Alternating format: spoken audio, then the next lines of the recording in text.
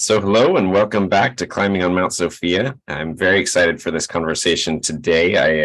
It's taken a little bit to get together with the three of us, but many of you who watch the channel will know Steve. He's been on several adventures with me and has proved himself a wonderful climbing partner. And we're excited to be joined by Jordan Daniel Wood today. I'll put in a picture of Jordan's book that he's written recently called The Whole Mystery of Christ. I believe that's right. Yes. I'm excited to read that book at some point. I have not gotten around to it yet, but I watched your conversation with Nate Heil, and I found it deeply interesting, and there were sparks flying for me all over the place listening to that conversation. So I'm very excited to get to chat with you. I don't usually do normal introductions, and instead I ask that we each kind of share a little bit of where we're coming from as we join together on a climb up the mountains. So with that being said, try to imagine a space where we're all meeting in a base camp and getting ready to set off on an adventure. And so if you'd be willing to share just a little bit of kind of what your perspective is in relation to the mountain of wisdom and participating in engaging that kind of idea, and then we can go from there. So Jordan, if you'll go first. Yeah, sure. Thanks again for having me. I guess my perspective, as many people's, begins in childhood. I was one of those.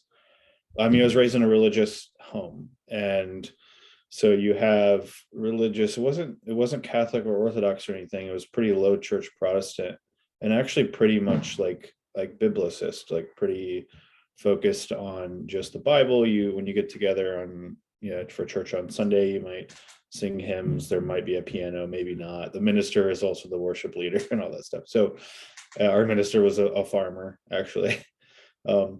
So that was, but you still have.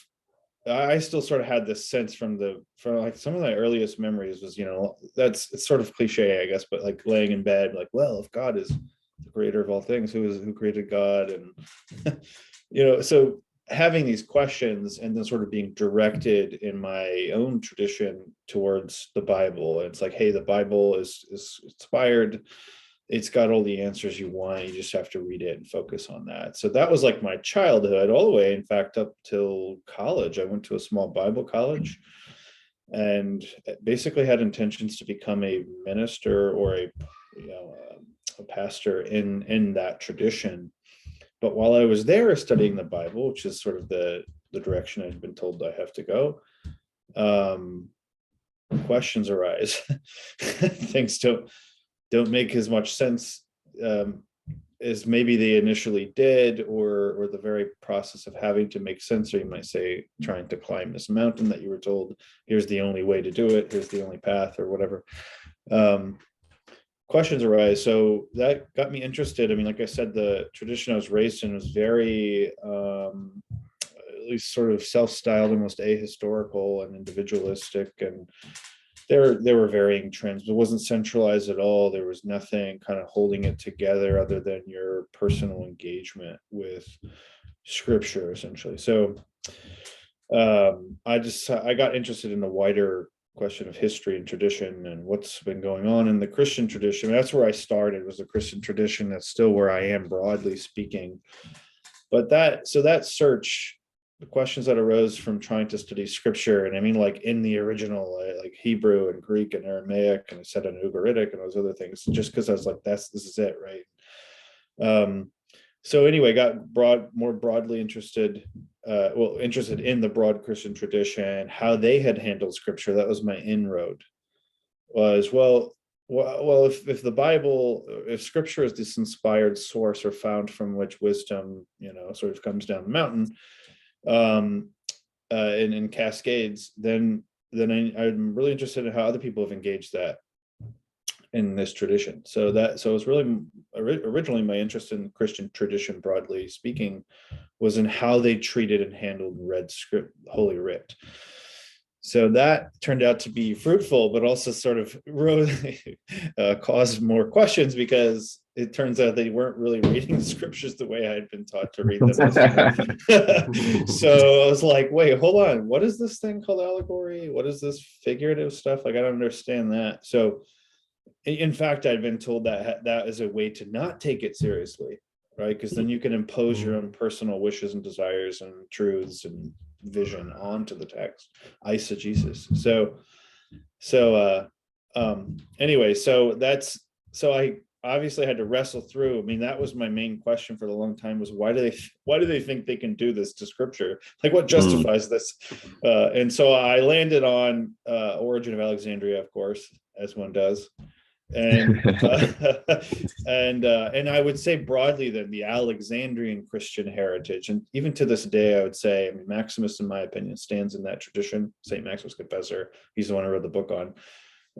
That's the tradition that's the aspect or sliver or part of the tradition that has sustained me spiritually and personally more than anything else.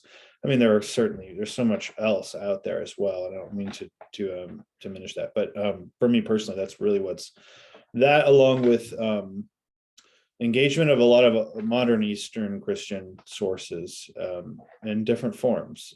In my early 20s, I read Dostoevsky's all of his works because I'd heard the Archbishop of Canterbury at the time, Ron Williams, had done that. I thought, well, that sounds a cool thing to do. I'm going to do that. So anyway, so there's been a lot of different. The other Jordan Peterson would be proud. Oh yeah, yeah, exactly. So anyway, that's the kind of, that's where I'm coming from. I mean, it's always been a search. There's always been questions. There's always been things presented to me that on the surface initially made some sense, but then you start prodding a little bit and you realize that there's so much more. Not only perhaps the surface doesn't make sense, but there are so many other surfaces below that one. Mm-hmm. That you start contemplating, right? And it's almost like it is exactly as you have pitched this, right? It's this sort of climb. And it seems like you can't see the top. The summit is sort of impenetrable because of the haze, as it were. Maybe it's the Mount Sinai or something, and there's like a cloud settled on top. But and so you constantly are progressing. And so yeah, anyway, broadly Christian, but not really, you might say, historic Christianity, if you want to use that label. That wasn't my background, but I found my way into that.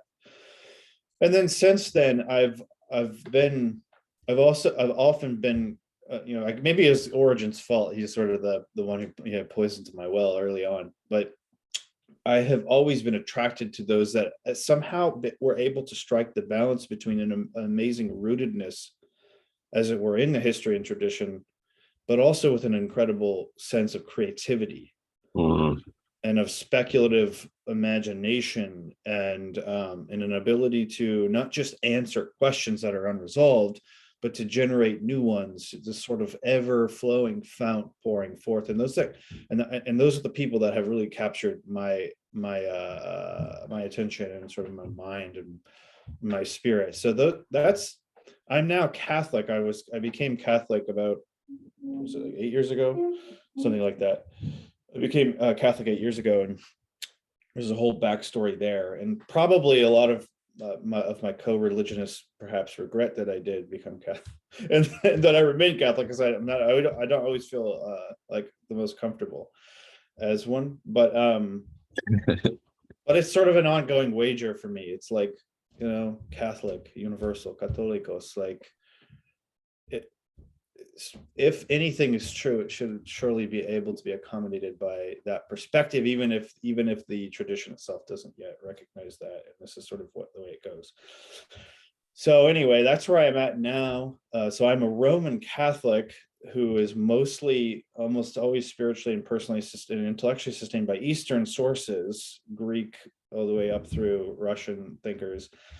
And yet my earliest background is really Protestant primitivist, biblicist. So I'm now a father. I've got 4 children, and I do find that, and I'm a stay-at-home dad actually. So I do find that my most existentially perhaps useful objects of meditation come from my children now. So wonderful. Thank you. That's awesome. All right, Steve. Sure, I'll try and do mine real quick. I suppose the way I was raised Protestant Christian as well, and I've always been super curious. I always wanted to know how things work, and I've tended towards a more mechanistic mindset in the past, and more recently had become capable of thinking organically and perhaps recursively, which we might get into. So the way I would describe my experience was more I had a curiosity that wasn't allowed for in the tradition as it was being brought to me as I was growing up. And so as I got older, I pursued my curiosities into Eastern thought. For me, it tended to go into kind of Buddhist traditions. But at the same time, I was always super interested in kind of the science field and what's going on in physics. So a lot of what you're saying was actually resonating with me, because it sounds like you've kind of cascaded down through the iceberg of the meaning that was in the tradition that you were brought up in. And I essentially did the same thing with materialism by pushing on physics and consciousness at the same time, and realizing the transcendent order actually emerges out of really an understanding of how the horizontal and the vertical align into creating space, which we might be able to get into. That's wonderful. And I'm somewhere in between. So I grew up similar kind of fundamentalist kind of Christianity, and moved into evangelical Christianity, and then Jordan Peterson happened to me, and then over the past probably year and a half, Jonathan Pajot played a pretty big role in kind of teaching me what the notion of symbolism and how to think. I think I would describe that as how to see through things, in a sense. And then I encountered John Vervaeke, who is, my wife would say that I talked to John Vervaeke probably more than I talked to her in my head, just because I found his ideas, and he's been kind enough to engage with me personally, and I found his ideas and his way of thinking to be so deeply powerful in affording me a connection between many of the things that I have found because of diving into these, say, layers of tradition. Like Steve said, my brother-in-law, who's a big influence on me, converted to Catholicism several years ago, and I kind of participated on that journey with him of starting to ask some of these questions and take apart ideas like sola fide and sola gratia and sola scriptura, and start to ask these questions. But for me, I was never satisfied in kind of particularly kind of the authority issues related to the church. And that remains for me the reason why I'm outside any tradition, although I would say my fundamental way of approaching reality would be to use the lens of Christ. And so Steve has been deeply helpful for me, along with John Vervaeke, in starting to tie together aspects of the scientific model and worldview with some of these other historical Christian traditional things. And so, yeah, I think the bridge.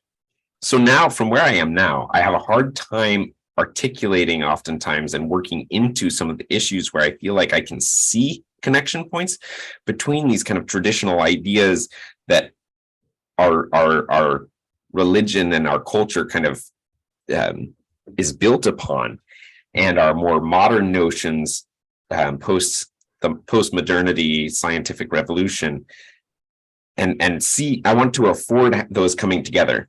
And so I feel like both of you might be tremendous climbing partners in coming to look at those things. So I'm going to take as, before we start off here, I'm going to take as assumed that we've all ingested the conversation between Jordan and Nate Heil.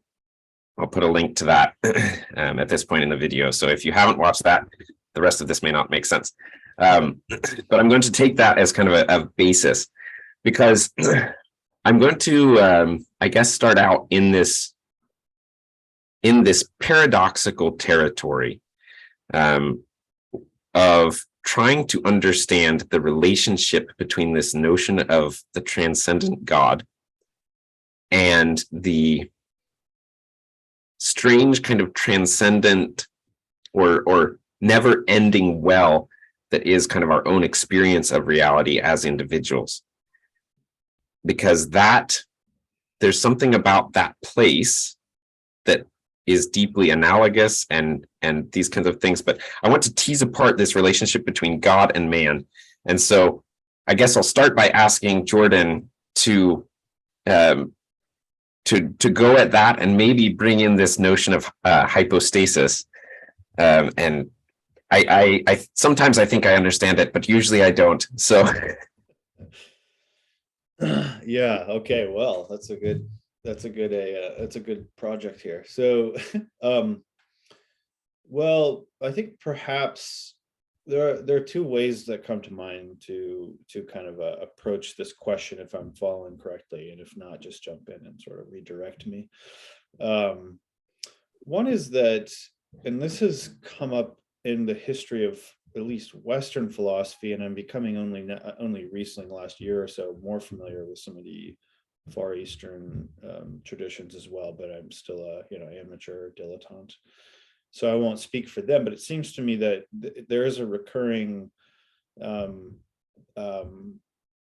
paradox, you might say, one that I think you're already gesturing at, and we could look for this anywhere, right? Like you mentioned, I think really interestingly, the two sort of, you might say, the two absolutes.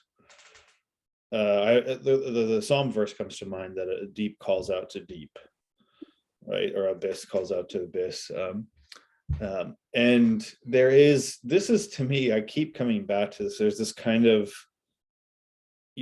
this is the tension that just pervades so much. On the one hand, particularity.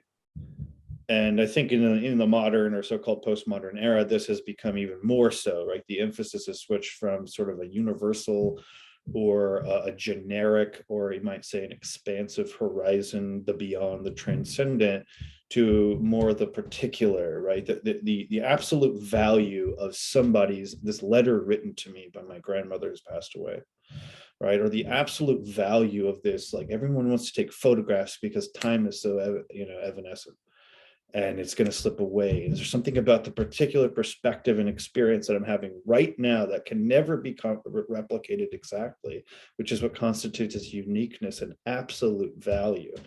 So there's this kind of attentiveness to, to the particular, to the material, even to the unrepeatable, and to the personal, right? And which is often the object, I think, even of certain forms of art.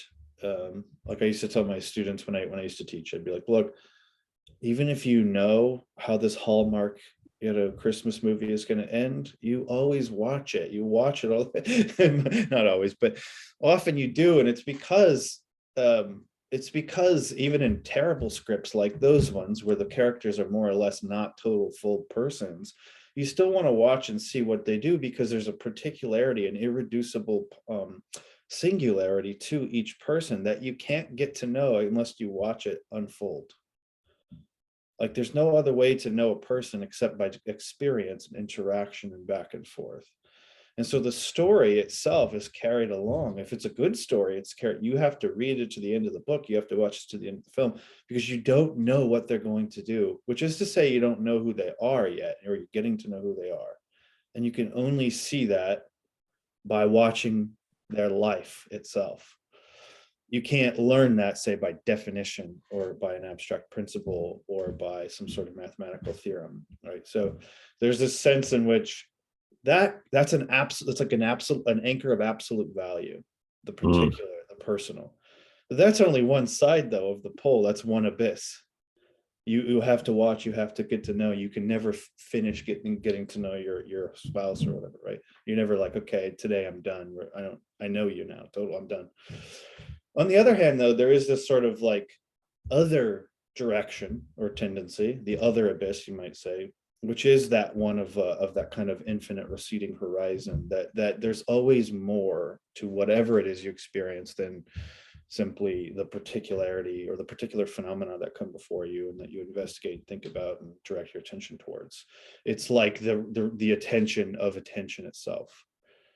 right? There's this sort of like or the Platonian notion of right, the intellect itself is the form is not itself form. It's the principle of forms, right? Or the light in you, the intellectual light in you is not itself intelligible straightforwardly, because it's that by which you intellect anything.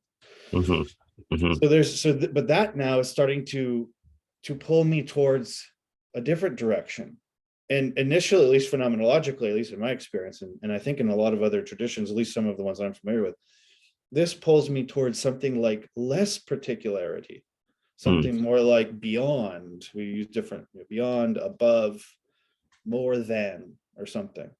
And you might even start slapping on these prefixes to big ideas like being, beyond being, hyper being, super intellect, beyond intellect, the one beyond all knowledge and being and knowing and truth, right? So now I'm starting to be pulled the other direction towards something like the absolute as that which is always more than any particular thing. Another way to get at all of this is, for my Christian heritage, right, is the double love command: love God and love neighbor as yourself.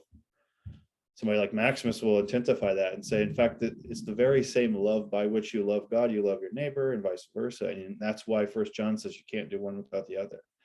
Mm. Okay, so now both absolutes are objects of not only my knowledge, but my desire and love. And these create this tension, because how do you reconcile that? So what I want to do now, I'll just say this last part, and I want to throw it back to you, or see if there's any more follow-up. But hypostasis. So this is going to sound like we're just totally transitioning to something totally unrelated, but I want to try to suggest that perhaps it isn't unrelated.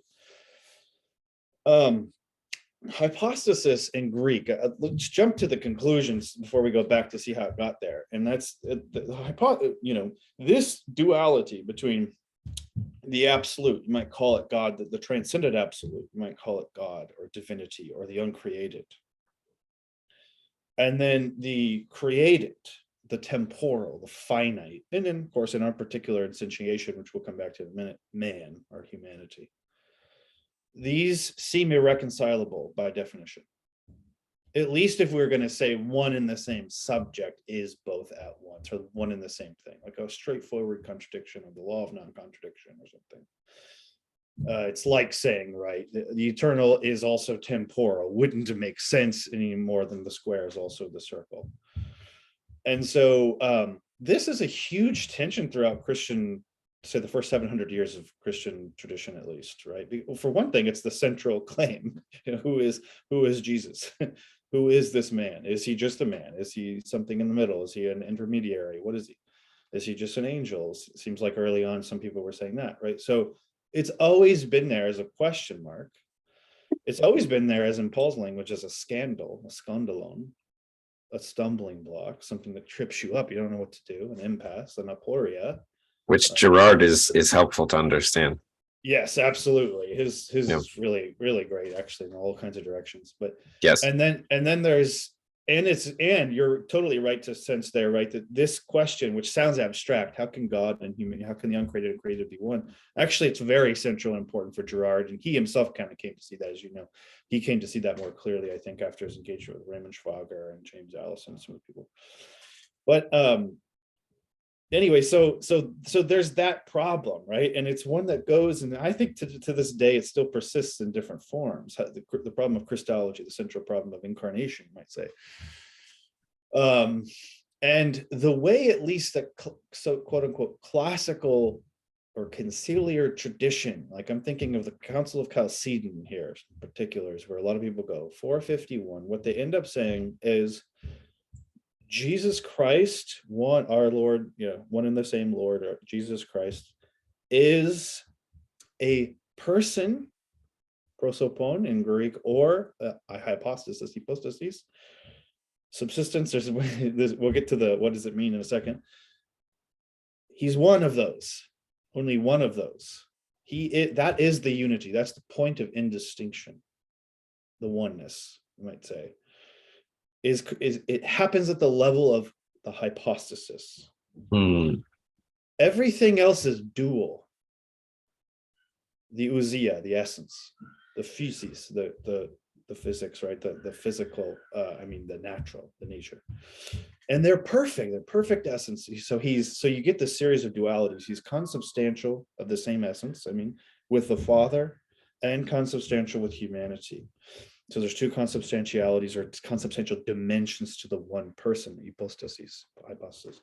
There's two essences. He's perfect divinity, perfect in his humanity. He was born there's two births. He is born of the Father before all ages, but in these last times, he's born of the Holy Virgin, right? So you get all these dualities, which are sort of framed by a oneness.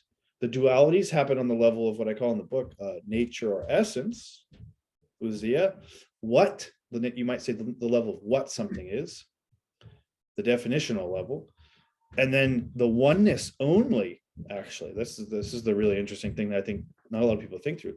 There is only one something, one reality in Christ as his person, himself, his self. And that is, and in fact, I try to argue in the book, which I won't get into the details here, that these constitute what I call two aspects of Christologic, is what I call it, two logics. And in fact, because they function differently, they totally relieve one another of, as you might say, functions that they're not suited for. In other words, that's an abstract way to put it, but here's a more hopefully straightforward way. You can never make God definitionally equal humanity definitionally. That is just a contradiction. You can never make eternity definitionally, in principle, equal or the same as temporality, being born, having a birth and death, right? These things, just conceptually, they are contraries. So then that's all that you can do on that level is almost be a dualist, right? But here probably you guys will sense there's a lot of resonances, I think, with the other traditions as well. But that's not all there is to read, because you have two options, right? Either you just become some kind of absolute dualist and say, well, I guess that's just kind of it, what Hegel would call the unhappy consciousness. You sense and you know that your own essence is forever beyond you, and so you're fundamentally divided. You're conscious of that, and it makes you unhappy because you can never return to your source without obliterating yourself. So we're back to the two absolutes, right? The two abysses.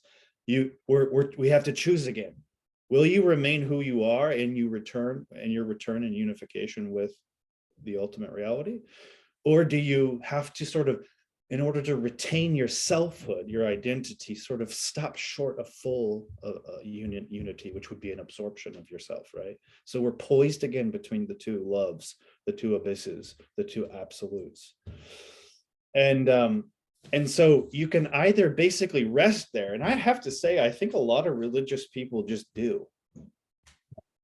Mostly this is where a lot of people land. This is the way I was raised, right? And I'm sure you guys resonate perhaps, like, look, that's just the way it is. God's out there somewhere. He interacts in history, and that's the point of the Bible, is to take the story of the drama over, right?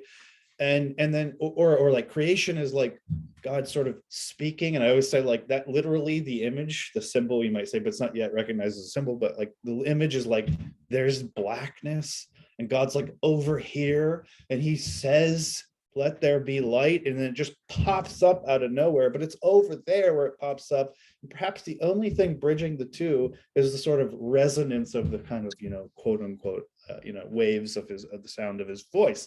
And that can be really interesting symbolically, but usually people don't get there. It's just like, so you got God and you got over here and you got the world over here, and then they sort of interact, and that's kind of it. And that's my life, and that's what prayer is, and that's what going to church is. You're interacting in the form of praise, and like over and over again, right? So that's where people land, and you can do that. There is a kind of coherence to that. So that's where I don't deny on the logic of essence and the level of essence of nature or definitions or concepts. There is a sort of consistency to saying, look, these are just two different things. You can't bring them together on this level. Christology, interestingly, in the Christian tradition post Chalcedon, basically concedes that to certain parties like the Nestorians and the Antiochians. Yeah, you're right. Of course, we can't do that. Now, the question is, though, this: is reality basically just bounded by our conceptual limits? Yes. And now you have another option. You can say, no, There's something more. And that's where you get a lot of apophaticisms and different traditions of negative theology or something like that, right? You just negate, that's the most important thing. Actually, there's something beyond even our conceptual dualities, but that's something beyond now. But you have another choice here, and I don't want to get too far into this. I know I'm talking a lot. You can basically rest content here. So you've moved beyond the crude, simplistic, almost anthropomorphic dualism of God and world, and you might go then and say, well, actually, it's so far more complicated and even mystical, we might say. In this negative, actually, God is more interior to me than I am to myself, like St. Augustine says, or right, actually, in a way, God is and is not all things, or whatever. And so you do non-duality or something like that. That's still framed negatively. Non-duality, not dual. Not exactly one either in terms of a unit, like a self-enclosed unit, because that's actually a secret way to still think dualistically. Sure. Dialectical. But you might still say, so we want to rest in the negative so that we're not confusing the oneness with a unitary oneness, or a sort of, you might say, what they used to call the monad. Mm-hmm. Yeah, like a henadic way rather than a monadic way. Now, I think that's great. And from my perspective, that's all super useful, and it's certainly an advance on the first thing. I would just make this final point, though, and this is where we're back to hypostasis. I think what the concept of hypostasis does, originally, by the way, just basically means something like substance or stuff. I mean, it was actually the word used for, like, if you got a drink, like a beer or something, and things settle at the bottom of the cup, that's the stuff, the hypostasis. Okay. Drink, right? So that's very much the way in the background etymologically. And then it kind of comes to mean like individuals. And this could be a hypostasis, can be a horse. It's just singular. It's this or that. It's demonstrative, right? That tree, this person, this idea, this whatever, sunset.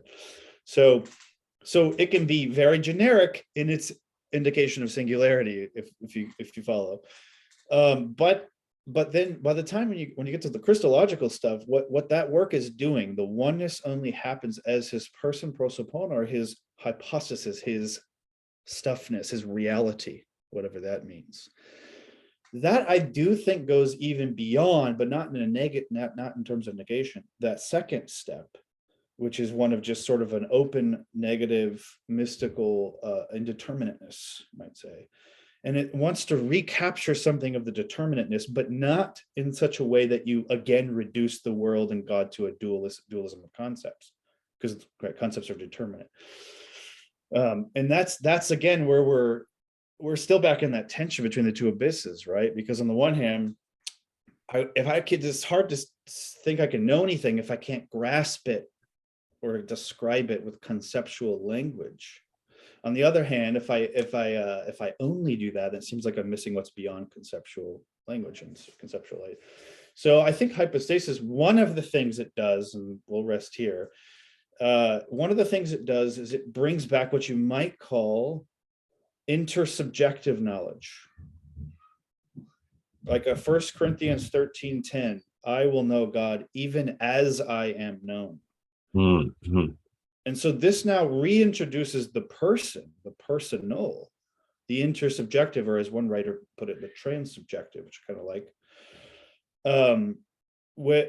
which says this is still a real knowledge. Like Steve and Ken, like knowing you is not, it's not knowing. It's not just random. It's not even just a generic openness to whatever there is. It's not a Husserlian, sort of simply sort of a bracketing, right? If that resonates with anyone, the phenomenological bracketing, right? It's not that. It's not just that, because you actually know something, and if anyone else knows you, we can have a discussion about you, Ken, and we can say, Ken he's hilarious. He does this thing. And I'm like, oh my God, yeah, I've seen him do that same thing or whatever, right? Or we can even start using your name as like an adjective. It's really interesting. Like, oh my God, it's such a Ken thing to say. Ken always says, and I know exactly what that means, but I don't know it abstractly at all. It would make no sense if I'd never met you or didn't know who you were. So this is a kind of knowledge. And I know Vervaeke has called this, he's talked about what participatory, and then he has that final one, doesn't he? It's like participatory is the bottom. So participatory procedural, participatory, perspectival, procedural, propositional.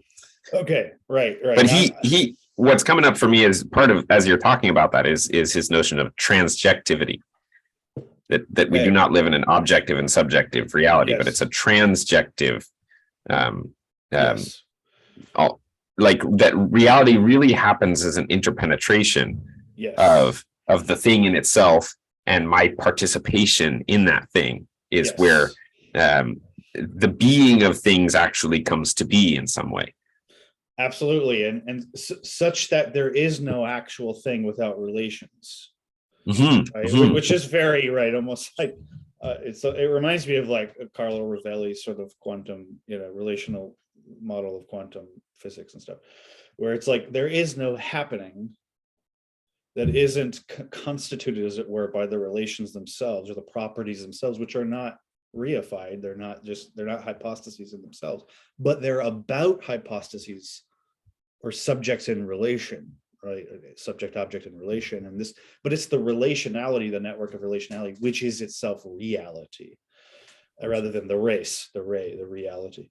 Anyway, so that's, So I guess what I'm suggesting here, and that's a good place to land this long flight, is to say, I do, from my perspective, working from within the Christian tradition and focusing on the question of incarnation and God and human, and how can these two things, which are different definitionally, be one.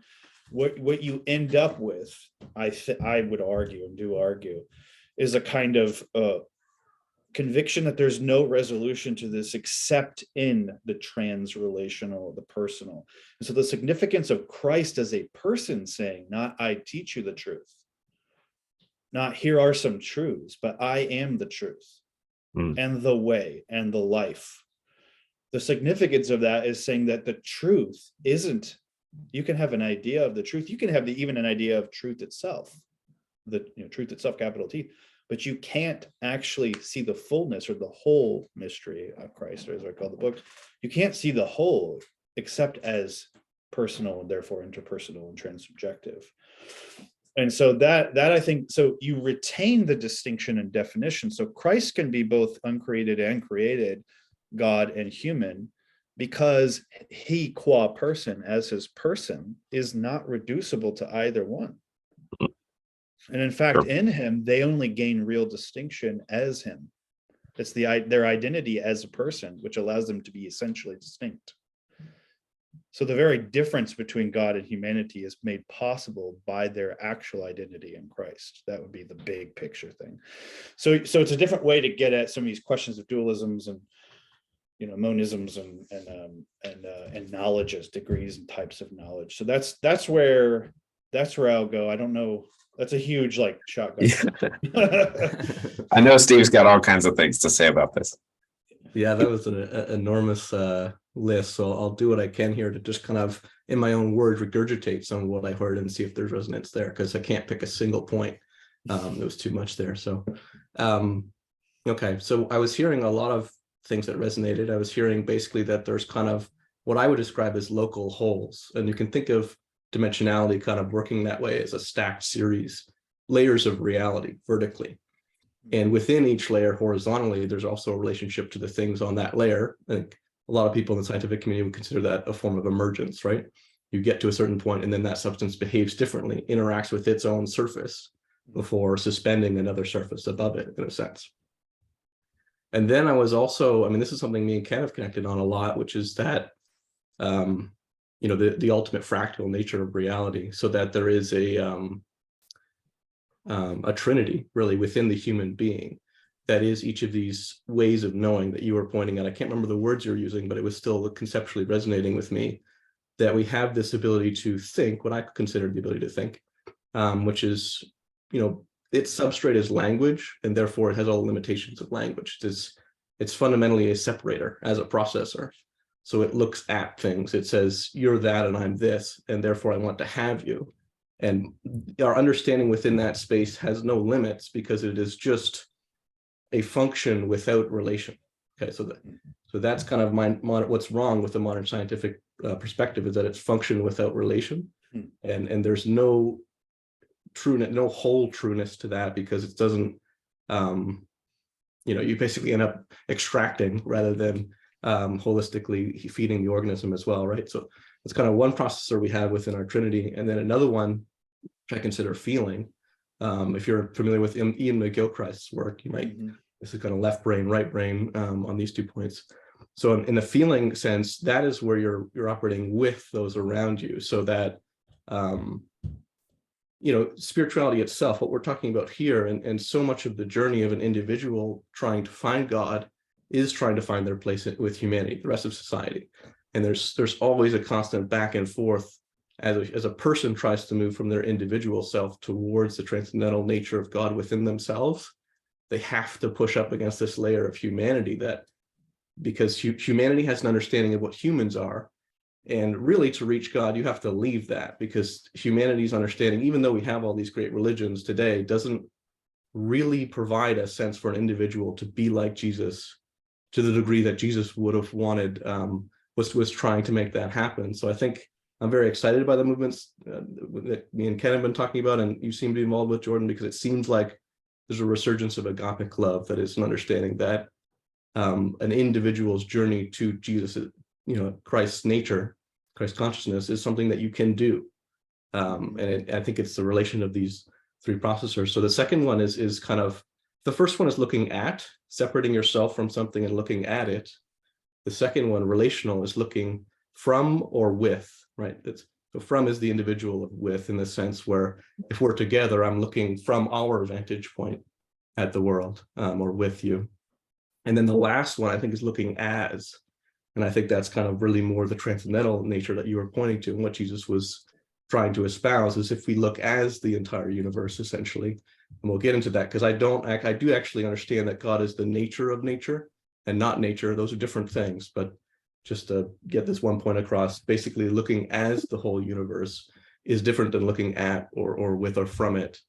And the ability to look as, essentially, as you get into agapic conversations, that's what you're doing. Instead of looking at someone else, you're literally looking as them, taking on their perspective as your own, and seeing it to get your being together.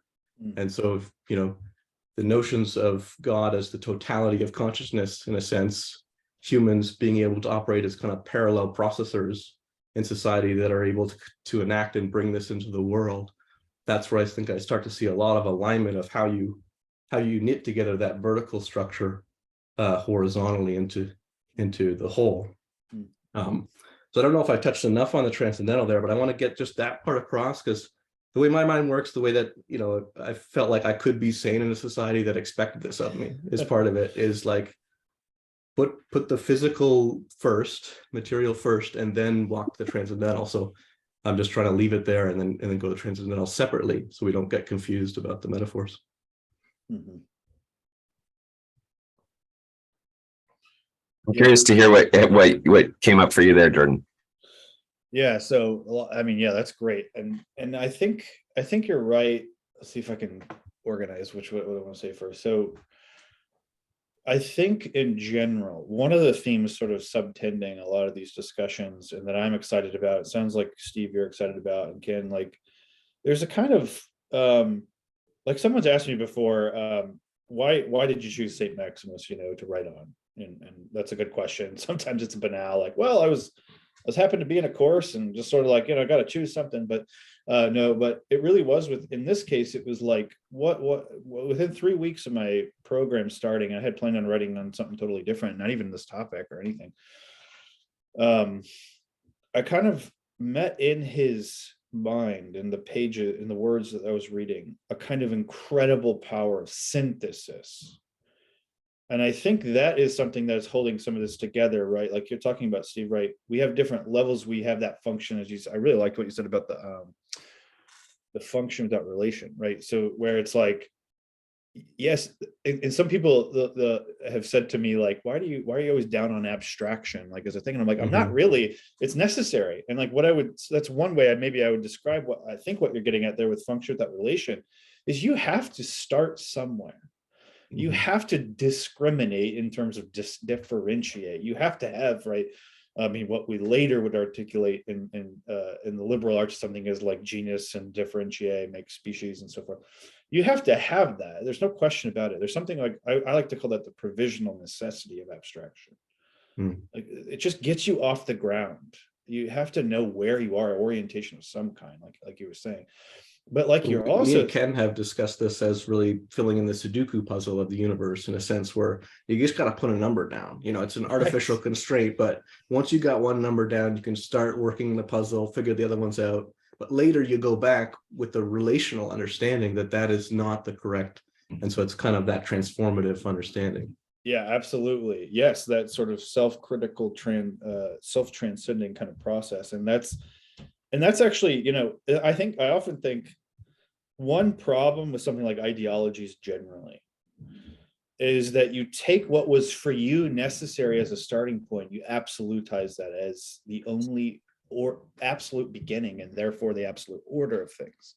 It's like you confuse the order of appearance with the order of being itself. Yes. And that's something, it's a line, I know I keep bringing him up, and I don't know how this lands with you guys or your audience, but like one of my favorite lines from the preface to Hegel's Phenomenology of Spirit, and he's somebody I came to kind of later after I started on Maximus, pretty good, but he says, one presupposition is as good as any other, start where you like. And the question is can the truth of the whole handle many beginnings, many orders of perception, of right? Is that Trinity in it? Is there an absolute order in it, or are they what like Hegel would call the moments of the self same thing? But they're distinct moments. You can look at them distinctively, like you said, different perspectives and so forth. And if the truth of the whole is itself the condition, and in some way the consequence by participation, the consequence of all these processes, then it would mean that the truth of the whole, though it must be apprehended sequentially, is not itself sequential, like simply sequential.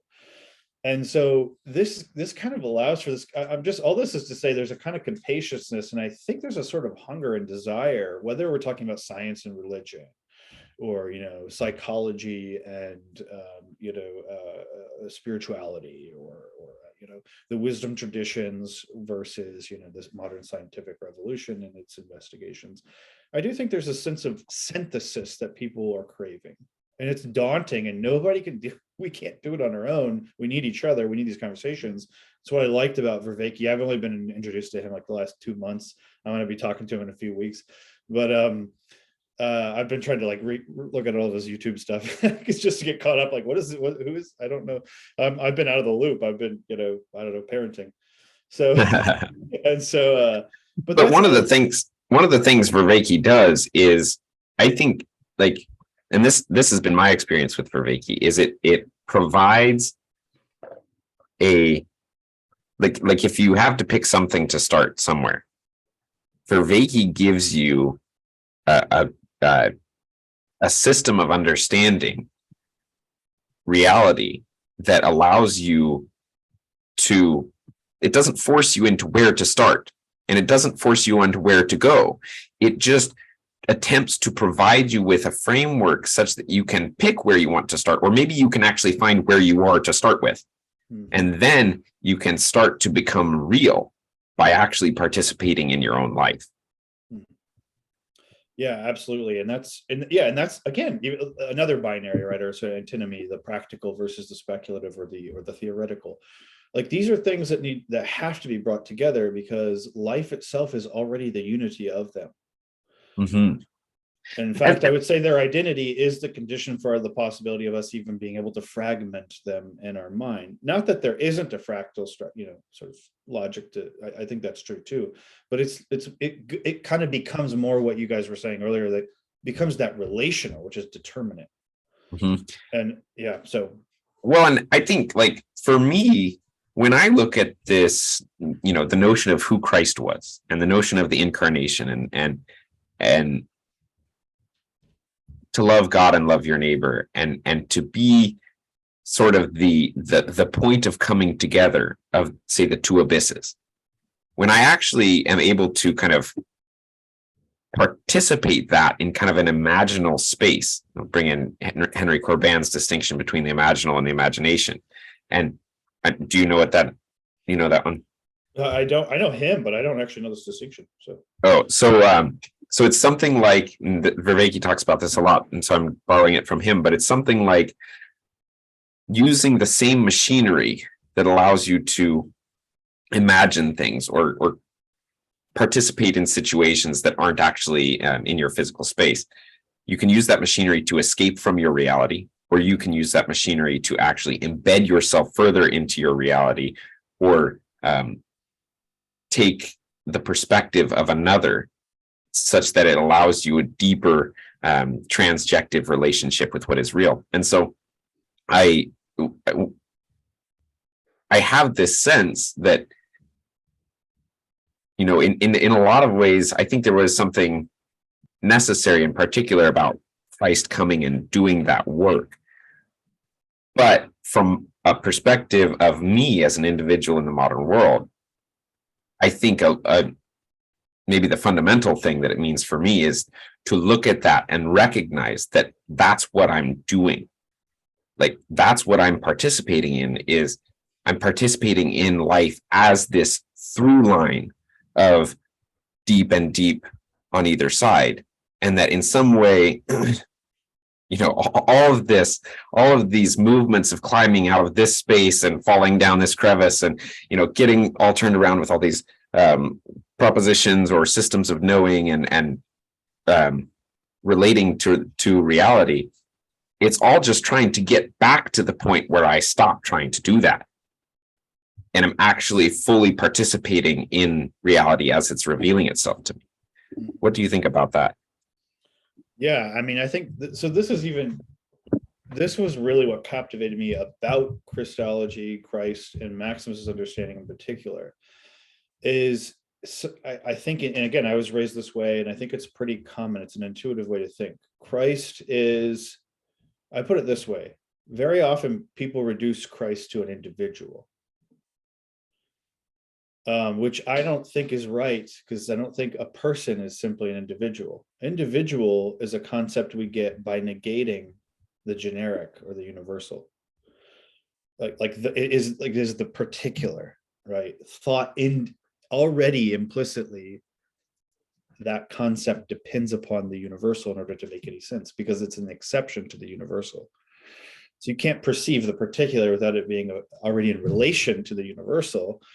But the relation is exclusive. At least it appears that way initially, right? It's sort of like, well, a particular human being differs from human being precisely because it's like an instance. It's an individual. It's it's that which is not able to be divided as an instance, an example of that more general universal idea or sense.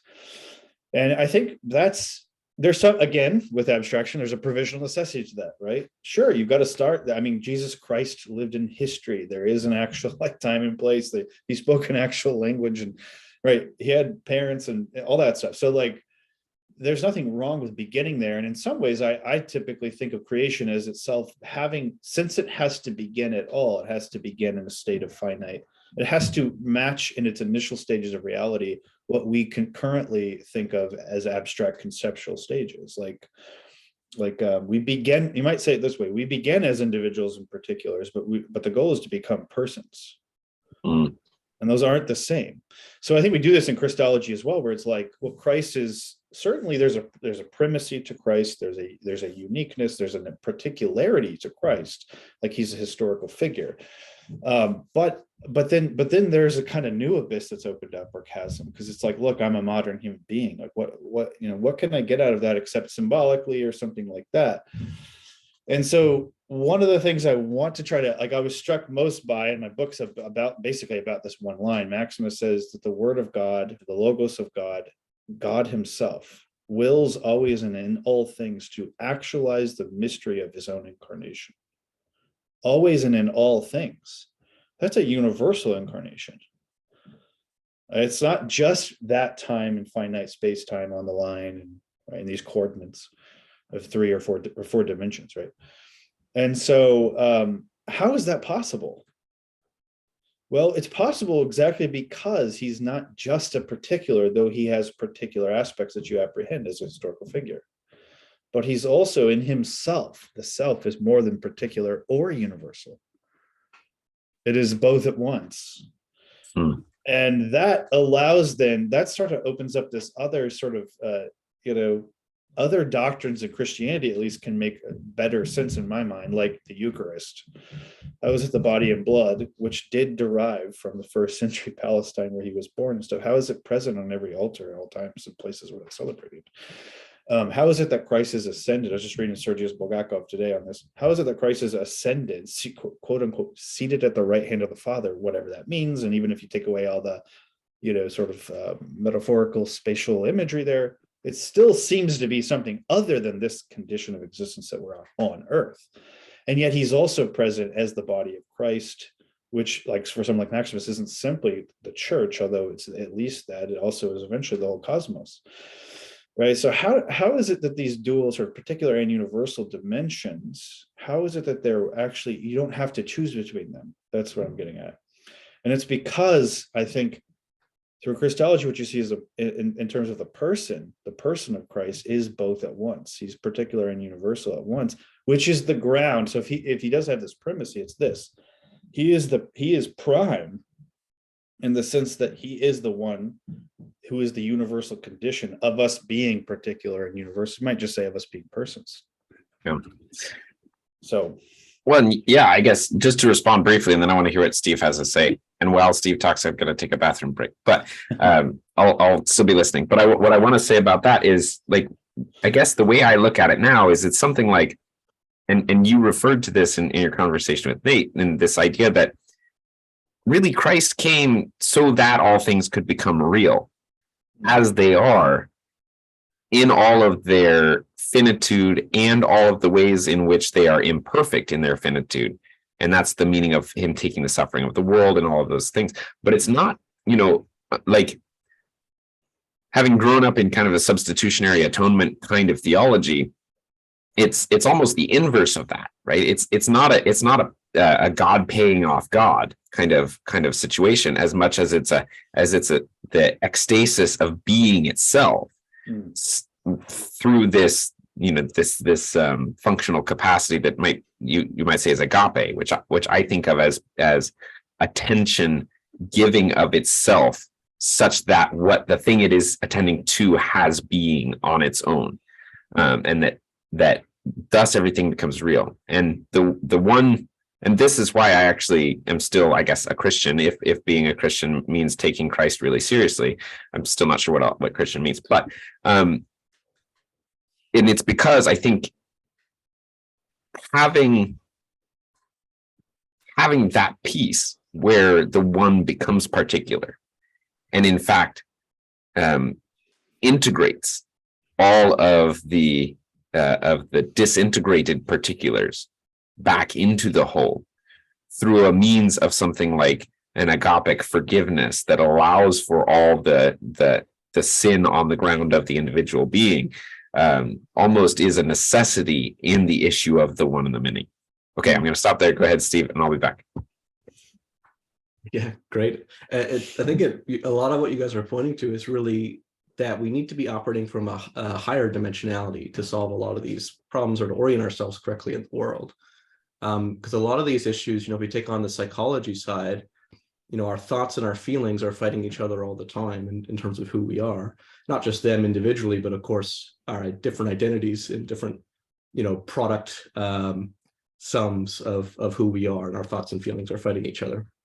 And it's really trying to, how do we align through our own processors to view the world accurately?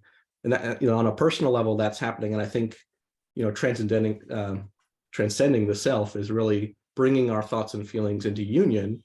And obviously there's only kind of one way that everything fits together, and allowing you to escape to a higher dimensionality. And that's something that's taking place not just in psychology, but also in culture, where we have these kind of two sides that are kind of committed. They're almost, by taking an oppositional stance, you're already wrong, really, because you've actually removed the possibility of the transcendental stance that actually brings these two sides into union in the correct way. Mm-hmm. And so I think in terms of, all the layers of our own being as people, and our being as groups of people, as culture, really have to understand how to to access this higher dimensionality of thinking, and thinking isn't the right word, but higher dimensionality of being, in order to transcend our differences and actually see how we're aligned, not just in the kind of Hallmark card discardy way, but in the most fundamental sense, there is, a through line that connects all of us and all of being. And Christ is a great example of what that is in action, because it's the stitching together of the horizontal and the vertical. Yeah. That's actually how you build a framework for dimensionalities to exist within. Mhm.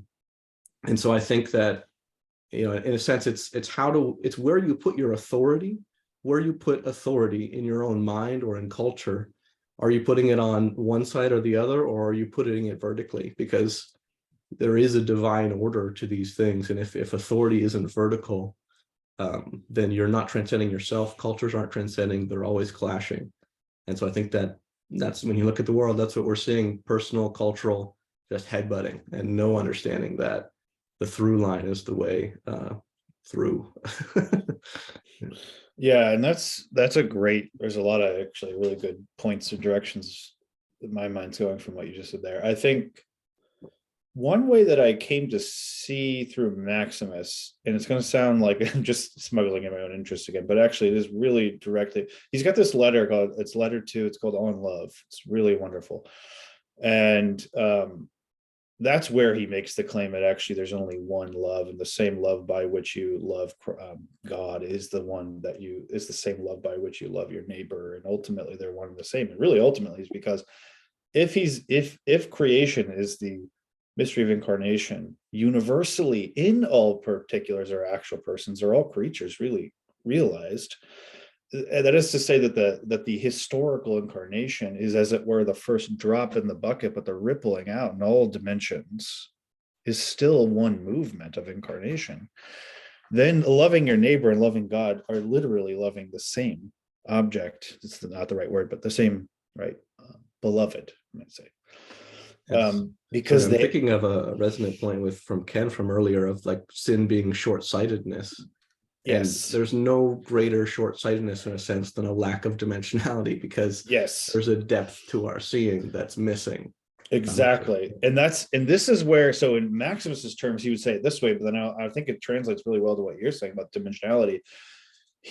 At least as I understand him, he ends up saying that the world begins and he actually says that Adam fell at the very moment he came into being. So there's a sense in which the phenomenological, the manifestation at the beginning of the world, is already free falling away from its own end.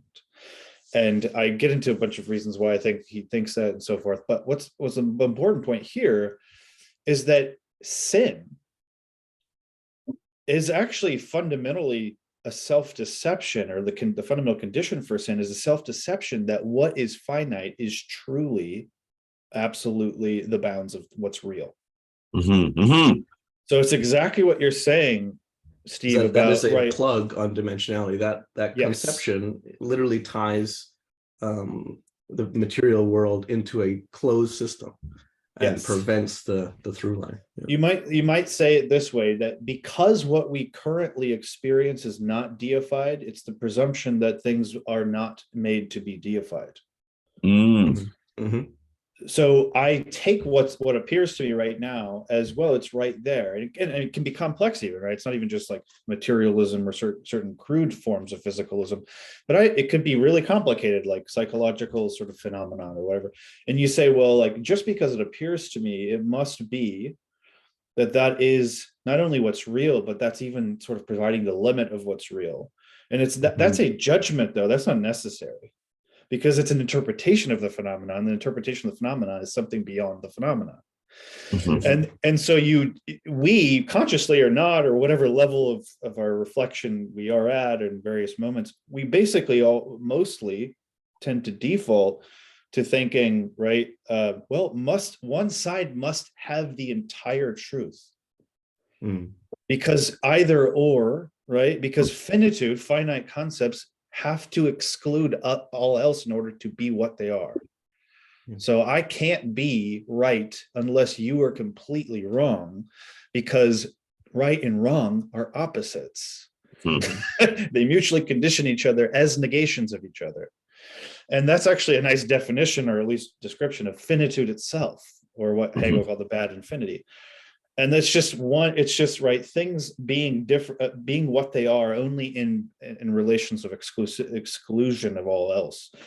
And so the presumption, I think, like the picture sort of capturing us, whether we know that or not, or to what degree we know it or not, is one in which we basically take the world in a kind of really simplistic realism, not even super reflective. It's just sort of like, look, this is it. The lines are drawn, the boundaries are there. This must be sort of what's there. And it's amazing how even otherwise really sophisticated people on other topics, or in other fields, whole fields, some really great physicists or something like that, who are really complex and interesting in that field, when they kind of pull out.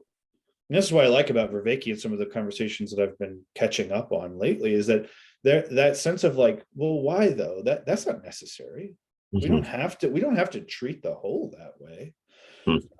And that's where I'm at too. I'm at a point, both through Christology, like through really in-depth, sort of tradition of Christology and all the debates and fighting that went on, but also through like post-Kantian idealism, and then through like psychoanalysis and other different areas that kind of, for me, keep leading to this same conclusion of like, there's got to be truth in almost everything. It's just that it won't be the whole expressed. And the fundamental, basically, error is essentially taking a fragment for the whole, which is abstraction. That is the definition of abstraction. Yeah, exactly. And so I think that's very helpful, Steve, in understanding all those dimensions you're talking about. Not only just theoretical or like being and philosophy, but political, social, relational. Yeah, because I like, my thing is always to try to bring. I love playing and working through theoretical, but my project is to existentialize it. Yeah. My project is, and I mentioned before we started recording, I recently had a child. She's 2 months old now, and I've been rigorously attempting to participate both before she was born, during her birth, and since then, trying to participate in that transition, because I want to understand what it means to participate in reality in this kind of way. And it seems to be that I'm going to use these terms without expounding on them too much, because I think we're all resonating strongly enough that it'll work. But what I can find as my way in, and I want to hear what you have to say about this, is that if I can participate gratitude towards my own narrative experience of myself, that affords space for the acceptance of grace, which is the receipt of agape from the being that transcends me. And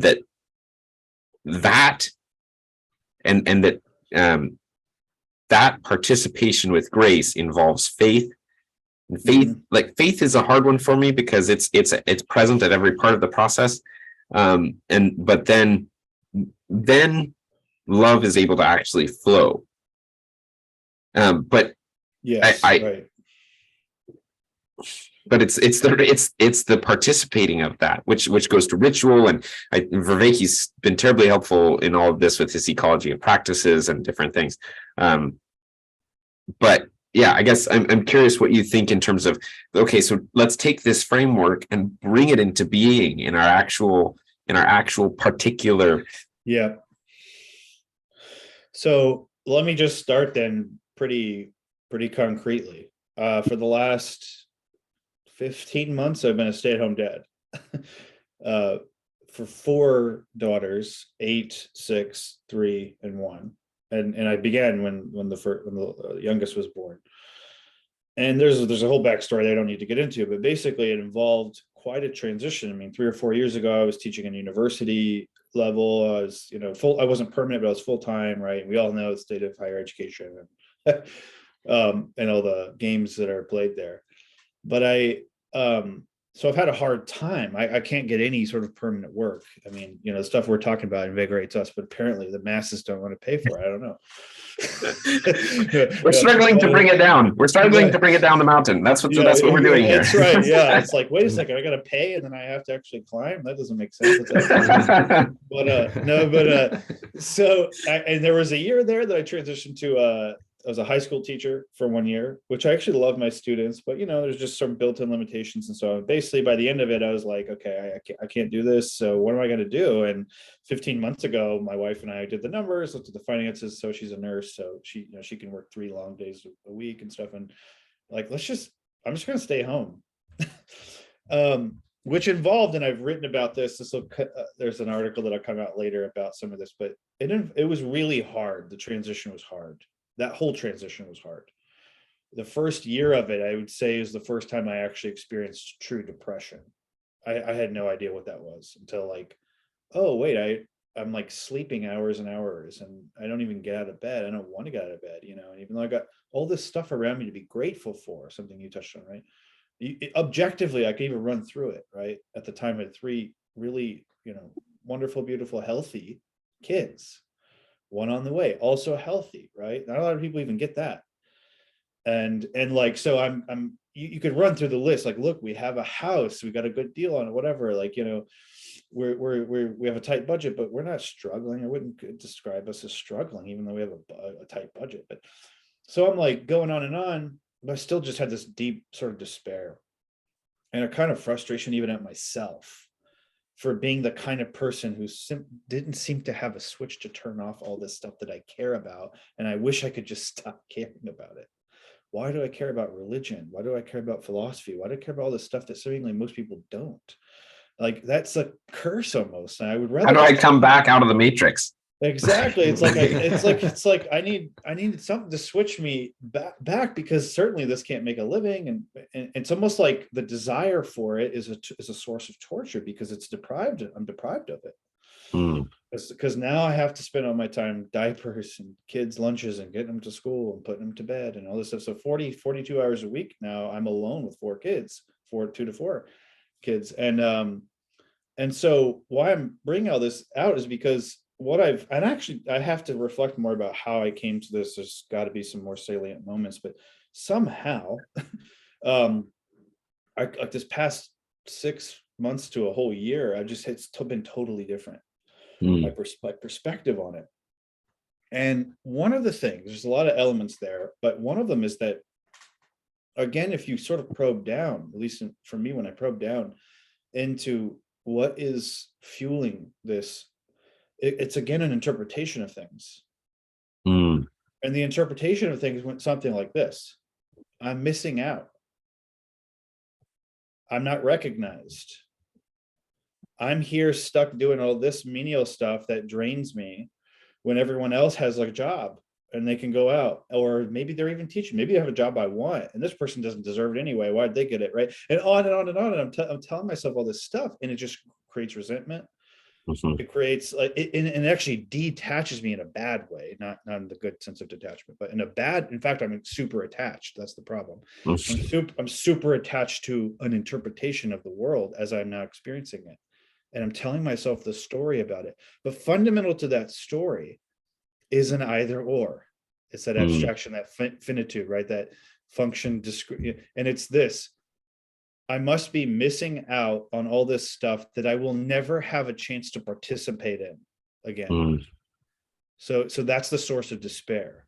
And to this day, there's certain days where I'll struggle with that, but the truth is far deeper. And this is the truth I've come to by many byways. There is nothing good, and actually not just in my life, but I would go so far as to say in all of history and in the entirety of the universe. There is nothing good that anybody will miss out on absolutely or entirely. Because the either or there is, well, I'm space-time confined. I'm socially confined. I'm ideologically confined. I'm career-wise confined. And so that means it's either we're out there truly participating, or I'm in here separated from participating in all these great things. And that's an either or. And apparently I'm absolutizing that. Yeah. because I'm experiencing it that way. That's the natural way we experience. We all do that. My kids do that. You have the toy. That means I'll never get it again. So I'm going to fight you about it. Right. And so it's absolutizing the initial grasp. And that is a lie, in my opinion. That's an illusion. And the truth is, nothing good that's going on, even things in the past, that's where it gets real weird, perhaps. But even things that to me look like in the past, chronologically, things that I could not possibly participate in. And to make it religious again, like say, the life of Christ. It seems like that's done and gone, and I can't access that. That's an illusion. There's a difference between them, and those are moments which are conceptually distinct, et cetera, et cetera. We've already talked about that. But the truth, that transcend, the more dimensionality that Steve was talking about, right? A higher perspective on this is actually, no, you don't have to decide. You aren't missing it. It isn't gone forever. If it's good, it's eternal, and it will eventually become totally accessible to you. Or you might say it in Vervaeke's way, you will fully participate in it. It doesn't exist unless you will fully participate in it, and you won't miss even a fragment of it, even though right now it feels like you're missing almost all of it. So that's where it became super practical in my own life, is it completely changed my perspective on my own life situation right now as a stay-at-home dad who tries to dabble in intellectual things on the side, totally cut off from any institutions. And I've got none of the bells and whistles of that, even though it's all deteriorating anyway. But so anyway, that's my little testimony for how this stuff can actually become extremely concretely, immediately useful. Yeah, thank you for sharing that. I know that's not necessarily an easy thing to share, and I resonate with that deeply, and I think Steve, you might as well. Yeah, definitely. I mean, I think that gets to that point where you were seeing yourself as part of society, but as an undervalued part of it. This is something that, I've felt, and many of the people that I've talked to personally in my life, this resonates really strongly. They're like, I think this is true. I think this is more valuable than people are realizing, basically, that this might even be, if we could start moving towards it together, something that could flip the snowball and we could really change the world. It would be really dramatically good. But I'm stuck in this place where I'm not able to enact that goodness because of society, because of other things that are, kind of reducing my value in the moment. And a lot of what you were saying about how, ultimately to not get yourself into that oppositional frame with where you are, because in a meditative sense, like your awareness is flowing through what you are at all given times, right? And so if you fight that, if you create a resistance, that flow actually lessens. And so we actually become less aware. Sin causes our visibility to decrease, you might even say. And so taking that oppositional framework, we can kind of clash with ourselves to a point where all we're doing is actually reducing our own value, our own ability to enact the value that we are, because we're allowing society or humanity to dampen us. And that's kind of what I mean, where in order to, because of the place society's at today, in order to fit in well with humanity and be productively helpful in both directions, we actually have to leave humanity totally. You have to step aside from it totally, find real value, and then come back in and reapply it, because the fit isn't good enough from society. Like it could be, but our current cultures actually can't grasp the transcendental. So you just have to step luckily, how crazy the world is actually makes this a bit easier than in other times. It's not like the world's going well and why would you do that? Well, we need to do something because things are so insane that it's actually more obvious that this is kind of the right move. So, and then to get more personal with it, for me, I think a lot of my journey, I told Ken this, but it's been pain, physical pain, essentially because I wasn't embodying, my actual conscious presence was not in my body. At all given times, you think you're feeling your body, but if you really pay attention to your right toe, you can feel it a lot more, and I was just on a scale, just barely in my body at all. And it, through a series of neglect and injury, kind of collapsed. And then I realized at a certain point, wow, I really have to start taking care of this thing. So in effect, that one of the Buddhist steps is kind of becoming the witness, stepping away from society and looking at it from outside, but on a personal psychological level. That was helpful because it made me the pain not mine. So that's super useful to just separate, but it is a little bit of I'm forgetting the word, purgatory. Basically, it's not actually the final truth.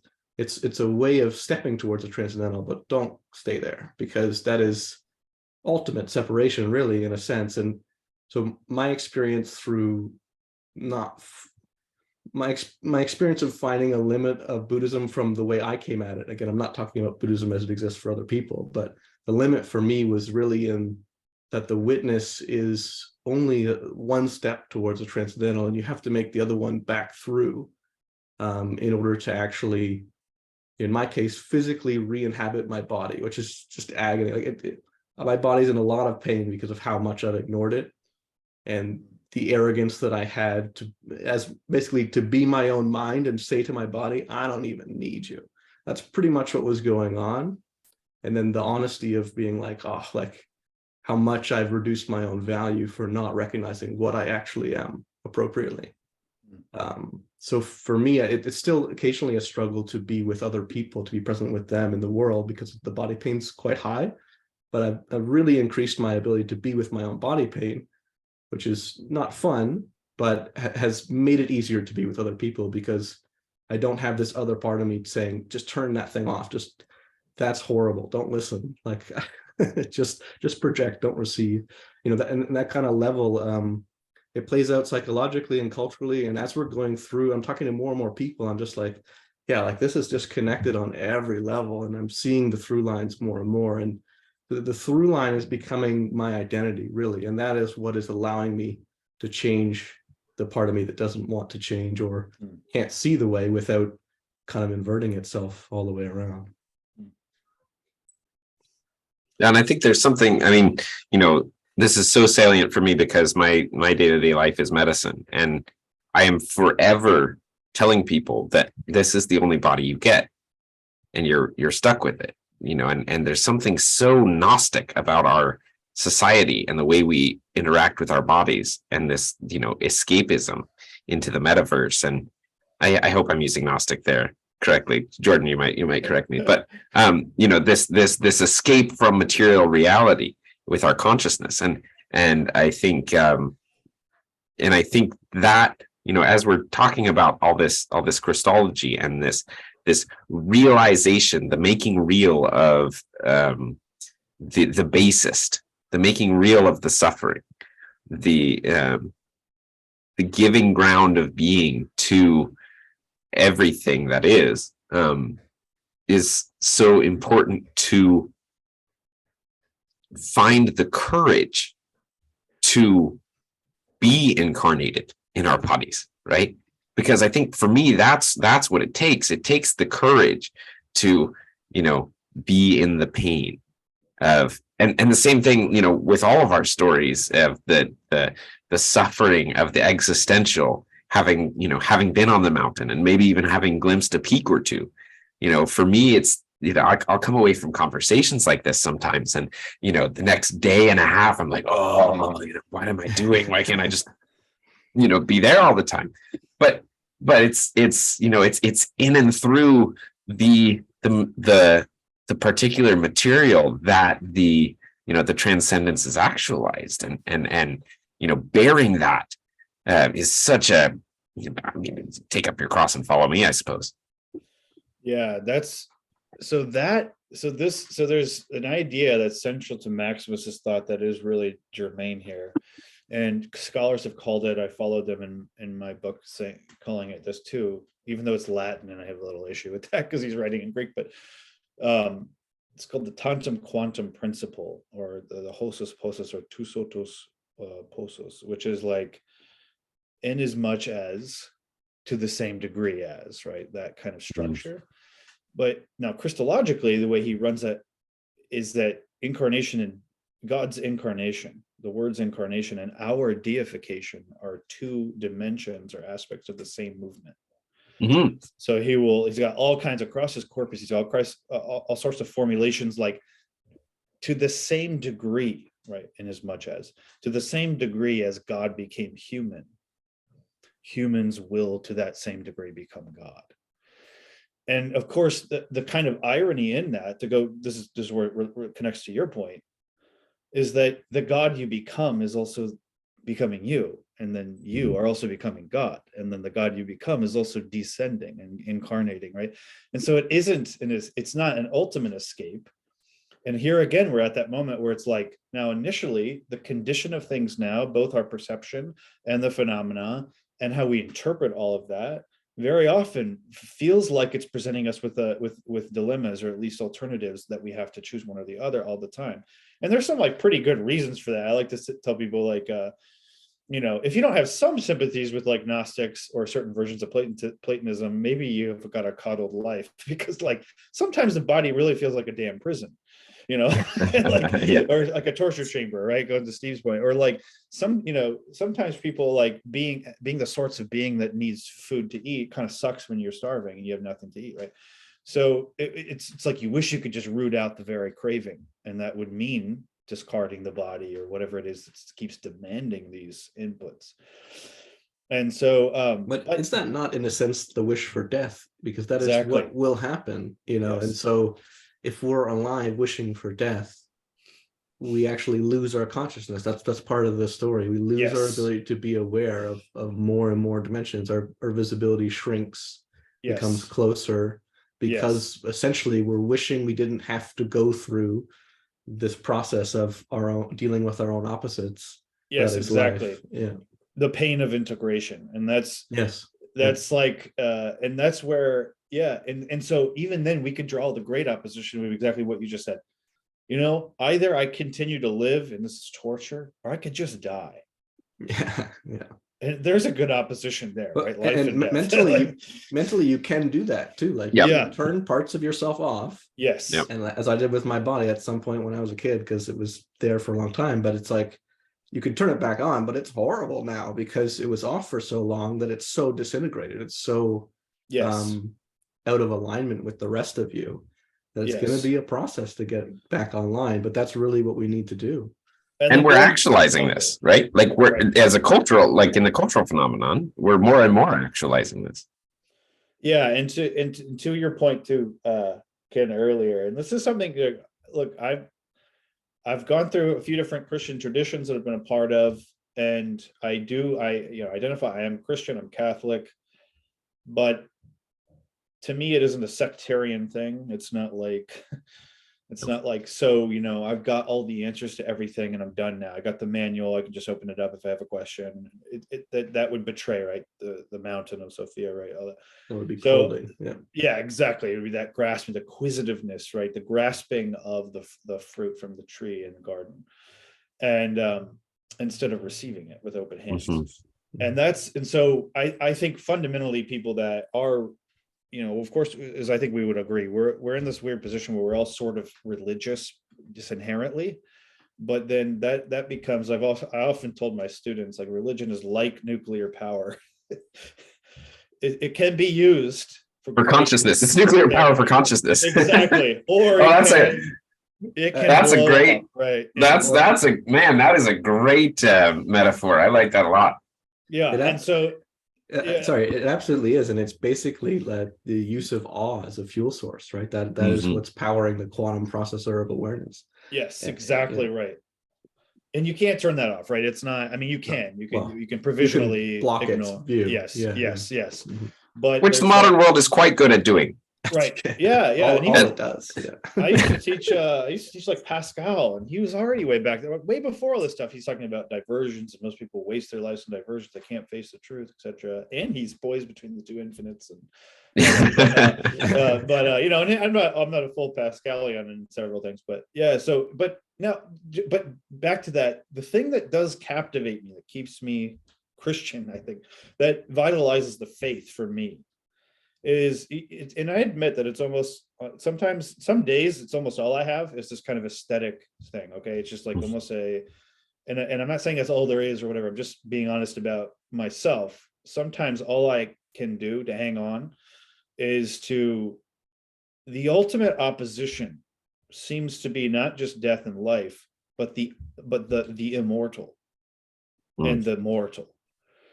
And that vertical opposition, seemingly opposition, right? And the thing that does constantly captivate me about the heart of the Christian faith, and there's so much other things that I think are, can easily be misused and have been misused and are misused, is almost that aesthetic, like God himself suffers in a way that doesn't make him simply another finite being, but also doesn't exclude him from being another finite being.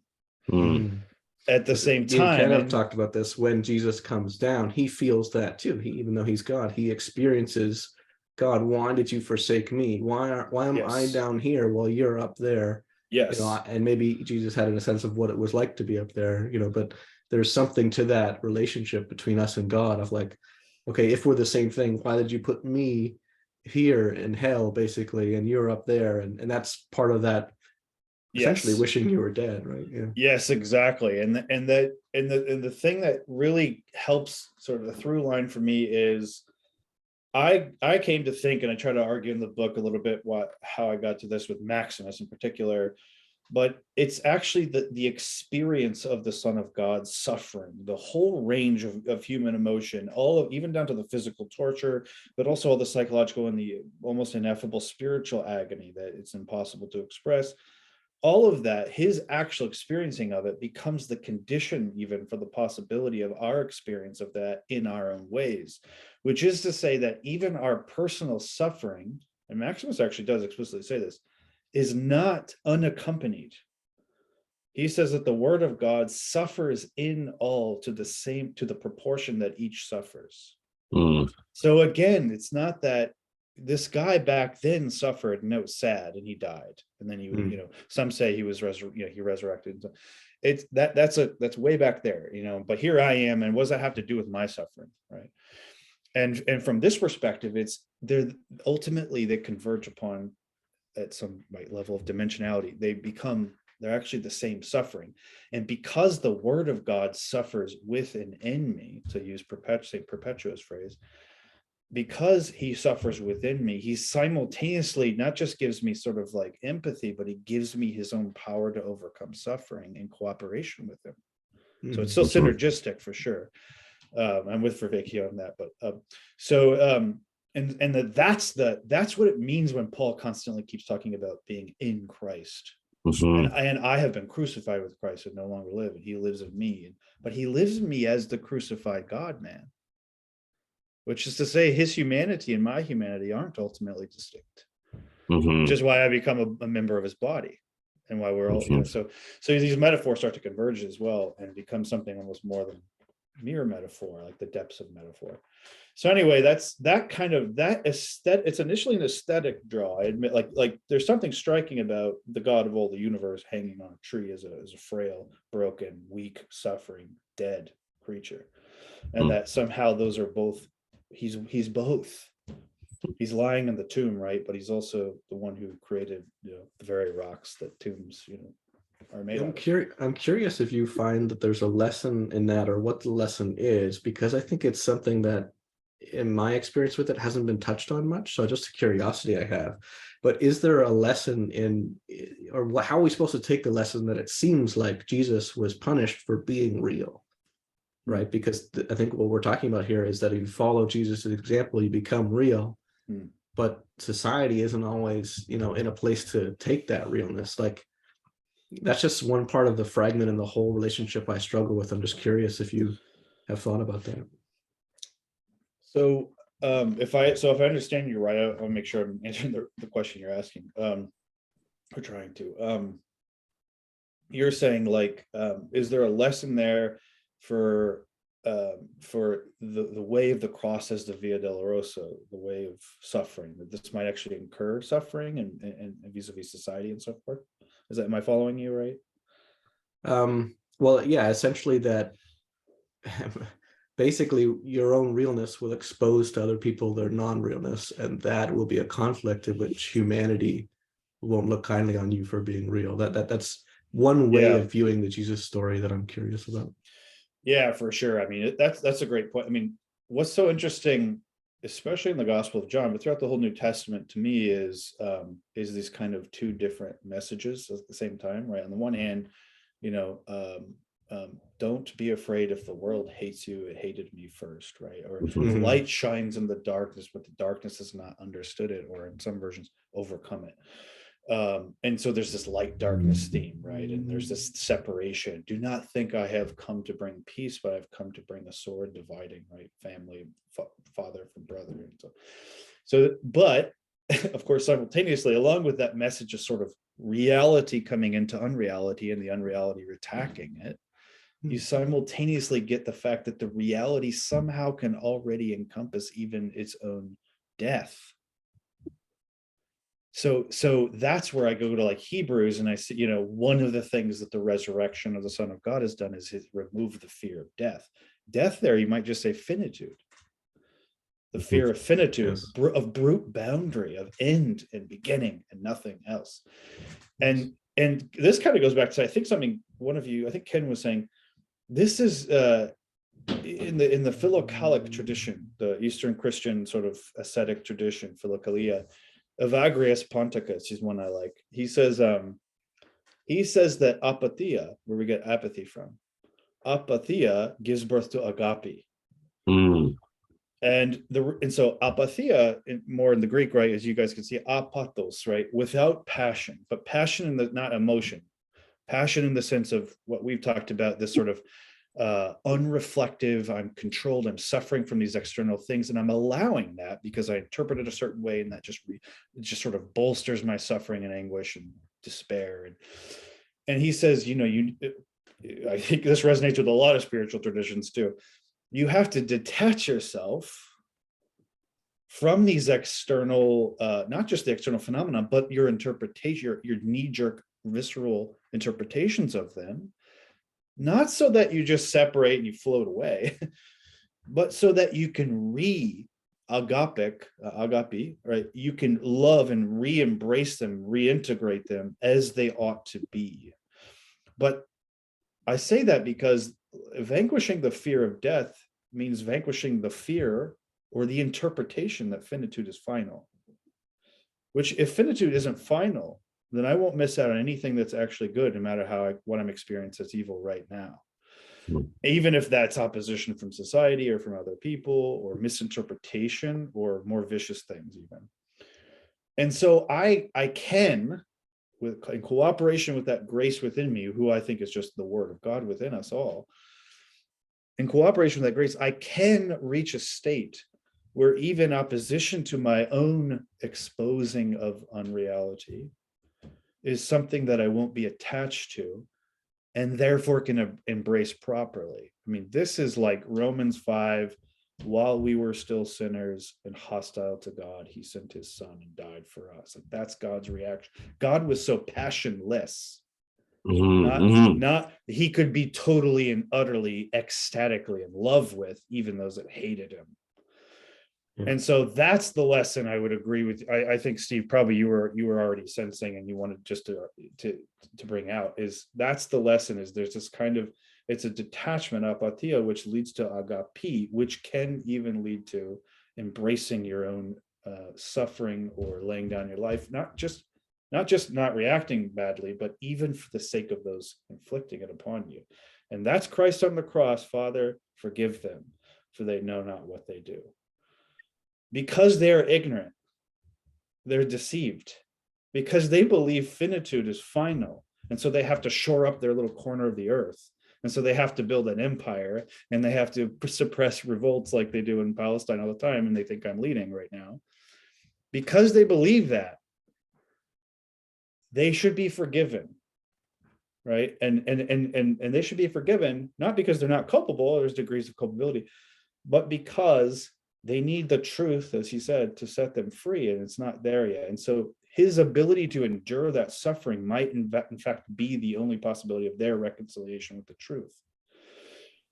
And he's willing to do that. And I think with his help, one point to lean on there is maybe that for that person, the encounter that's so unpleasant for you is the closest opportunity they may have. Yes. To experience love. And absolutely, it is just true in society that people who need love are the hardest to give it to, because the need for love is so strong. So great. Yeah. And especially when, it can feel like a personal torturer or like essentially Satan is looking at you, and you still in that moment still have to forgive. You have to love even that. Like, so when you cascade through all the levels, it's basically it's the hardest thing for that mechanistic part of us to do, because it's like only our form and function matter. Yes. And then when you're saying like, well, this thing outside of you is diminishing your form and function, the instinct is not to love that thing. The instinct is to take it away, right? And so that's the notion of sacrifice, where it's like this thing's instinct is not where you should put authority, because it is a separator. It will get this equation wrong every time. Maybe you should have started with, I think the fundamental question in the human consciousness is, what is and what am I? Yes, right. But when you run that through a language model, it seems as if those two things are fundamentally separate, and they will always, the output you'll get will always be different on each side. But that's a lack of dimensionality for appreciating the deeper question that's being asked. So I think that assumption of what is and what am I in our society, you see how attached people are to their language models and how they think truth exists within their theory. They're expressing it perfectly. Like it's kind of just ridiculous. Truth does not exist in labels. It's more fundamental than that. So is our being. But we're in a culture that's just shuffling things on top of the surface, pretending there are these dramatic changes, and it's not even beginning to deal with the depth of reality that we need to go to engage on these things together. Because union is essentially the center of the sphere, right? We have to go all the way down to find each other, because our experiences have taken place all over the top of that surface. But it seems like so much of society is content to just battle on the risk board rather than get into the deep water. Yeah, and that's what, in the Gospel of Mark, the first human being character that's a human being to call Jesus the Son of God is the centurion at the cross who was killing him. Surely this man was the Son of God, because the way Jesus was treating him as he was doing exactly. What a powerful experience. Yeah, and that's and that's I missed that one. I want to and so that's right. We've talked before about the opposition, abstraction, finitude, the mutual exclusion, dialectical. But what you're now pointing to, I think, what we've been talking about now, is that becomes flesh, the opposition itself. And the question is there going to be a body or a person or a group that can absorb the opposition itself in order to bring about the greater unity? So I'm thinking here immediately of Ephesians 2, where the writer Paul writes that, here he's talking about Jew and Greek and their division. Again, fundamentally a view that we have to choose one or the other. We're on the right side, you're not, right? The opposition. And he says he canceled, or he brought down the dividing wall of separation in his flesh. That's what it says in Ephesians 2. So these two have been brought. The reason why there's no longer Jew or Greek or male and female in Christ is because he was willing to endure the separation, not abstractly anymore, but in his very flesh. And the resurrection is the promise, and it's the reality, or the achievement even, of the actual unity of these two separated parts. And it's only by beholding that union, which comes through crucifixion and suffering and resurrection, then the two sides have a hope. It's an appeal to them to say, do you now see what you were all along, and what you can, and what you truly should become, which is me, right? The union. So yeah, that's powerful. I want to emphasize and maybe tie together one thing. I've not heard the tie between apathy and agape before, but I really like that a lot, because that's one way that I tend to experience it, is often when I sit with whatever, say, space of frustration or suffering within myself and follow it down to the bottom, which the bottom is kind of, to drop out of the bottom is to become apathetic toward it. Then I'm actually able to engage in agape towards that version of myself, you might say. Exactly. Yep. And there's something that is so fundamental to the notion of agape, is a deep ambivalence to the plane of actualization, right? Agape is the provision of potential. with a deep ambivalence of what is actualized. And I think that is so important, tying back to what Steve talked about with the move in a more Eastern kind of Buddhist outside and away from. There's you get to this place of apathy, but then maybe that can flip over into agape, and you can, return to the cave, as it were, and to your own body, right? Yeah. Okay, so it's been nearly 2 hours, so we should probably wrap up. This has been lovely, and I'd be more than happy to talk again anytime. But I guess I'll ask both of you to kind of maybe say whatever you want to say in conclusion. Go ahead, Steve. I don't know. I guess for me, I would tie it back into what's going on in the world today and what's happening. So much of this conversation was beautiful, and I think one of the notions for me that kind of allows me to center some of this learning and to see it actually happening in the world, because it is kind of start and stop. It's not a very smooth process that's happening everywhere, but it is making progress. And one of the recent Nobel Prize for essentially proving non-locality or non-realness, depending on your views, but non-locality is what the interpretation of quantum mechanics that makes sense to me. And it basically is a notion that there is, space. We have this idea, I think, that space is flowing through time. That even though you're standing still, you're falling through something because change is happening. But I think, when you invert materialism properly, you end up in this place where time is flowing through space. And a lot of what we're talking about, I think, is actually becoming the time, the unresisted flow through ourselves, so that we can become the unresisted flow through each other in society, and the unresisted flow through the universe and through God. And so for me, so much of this is landing on the scaffolding that's coming together, connecting psychology, sociology, culture, and the transcendental. And I think that different people are pushing different of these things like they're separate things. I just love to see more people talking with people in different groups, more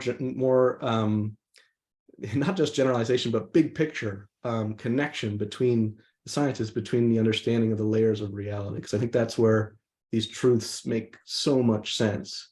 And if you're operating horizontally on just one layer of reality, it's going to be a hard time getting there.